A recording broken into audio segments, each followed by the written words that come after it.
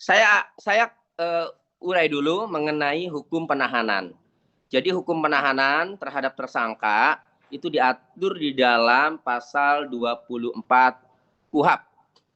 Penyidik dapat melakukan penahanan paling lama 20 hari. Jika diperlukan, kemudian diperpanjang oleh penuntut umum paling lama 40 hari. Dan itu sudah ya dijalani oleh Nikita. Kemudian jika dalam waktu 40 hari ya, kemudian selesai 40 hari, maka tersangka itu dibebaskan demi hukum karena habis tahanannya, dilepaskan. Tetapi bagaimana dengan Nikita itu kemudian diperpanjang 30 hari. Nah, ada syarat pengecualian di dalam pasal 29 KUHP ya, yang sudah diperpanjang 40 hari tadi, ya berarti total 40 tambah 20 sudah 60 hari ya. Dapat diperpanjang 30 hari oleh Ketua Pengadilan Negeri. Bila mana ancaman hukumannya itu, pasal yang dikenakan ancaman hukumannya itu 9 tahun atau lebih. Nah, bagaimana dengan pasal yang dikenakan terhadap Nikita? Pasal yang dikenakan terhadap Nikita itu pasal 368 KUHP. Ancamannya 9 tahun. Kemudian pasal Undang-Undang TPPU. Ancamannya 20 tahun.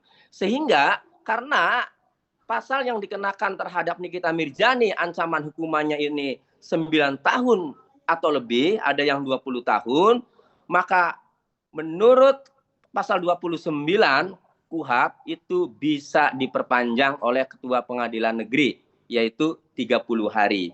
Kemudian bagaimana kalau perpanjangan 30 hari ini sudah habis, ya, kemudian Nikita belum dilimpahkan juga, masih ada kesempatan yaitu memperpanjang 30 hari lagi.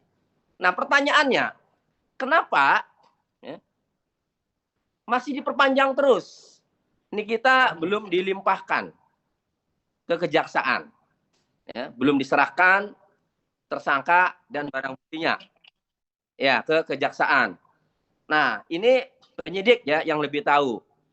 Mungkin karena pasal yang diterapkan ini banyak, agar terpenuhi semua unsur-unsur pasal yang diterapkan, ya, maka mungkin penyidik masih melengkapi ya petunjuk-petunjuk jaksa. Biasanya penyidik setelah melimpahkan berkas, ya, itu sebelum P21 itu jaksa itu memberikan petunjuk agar dilengkapi supaya bisa P21, supaya bisa lengkap, ya. Nah, jadi menurut saya ini mungkin ya penyidik masih melengkapi ya alat bukti atau keterangan-keterangan ya atas petunjuk jaksa penuntut umum. Begitu. Itu sebenarnya hal yang biasa ya terjadi di tahap penyidikan untuk dilimpahkan berkas ke jaksa penuntut umum, itu hal yang biasa seperti itu. Dan penahanan juga, karena perpanjangan penahanan 30 hari juga karena dimungkinkan atau diatur oleh hukum, oleh KUHP, maka itu masih hal-hal yang wajar, begitu. Harusnya setelah diperpanjang 30 hari oleh Ketua Pengadilan Negeri, harusnya bisa dilimpahkan. Karena menurut saya penyidik seharusnya sudah siap. Kalau sudah menahan seseorang yang diduga melakukan tindak pidana, seharusnya sudah siap.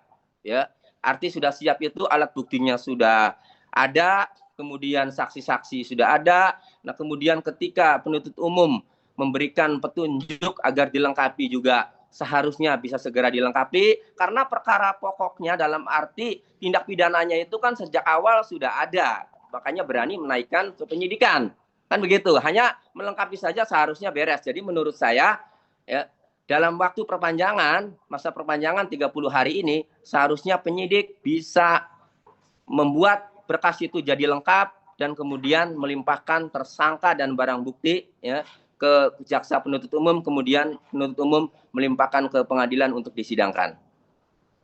Ya, kalau ada perpanjangan 30 hari ini ya di luar dari 60 ya, yang ketentuan pasal 29 ini, Ini kalau menurut saya kalau alat bukti itu sudah ada.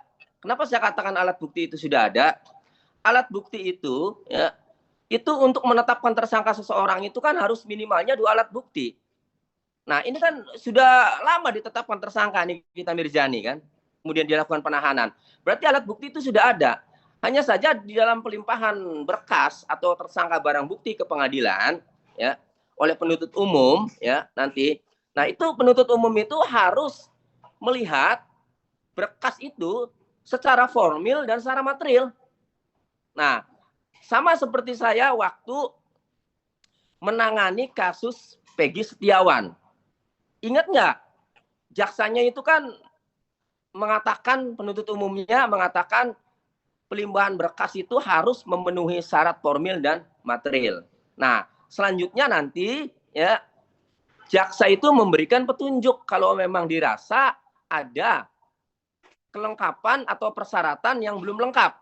Ya, tadi baik formil maupun material. Jadi kalau menurut saya alat bukti itu sudah ada. Ini hanya ada petunjuk-petunjuk jaksa ya yang harus diikuti, dijalankan atau dipenuhi oleh penyidik untuk melengkapi.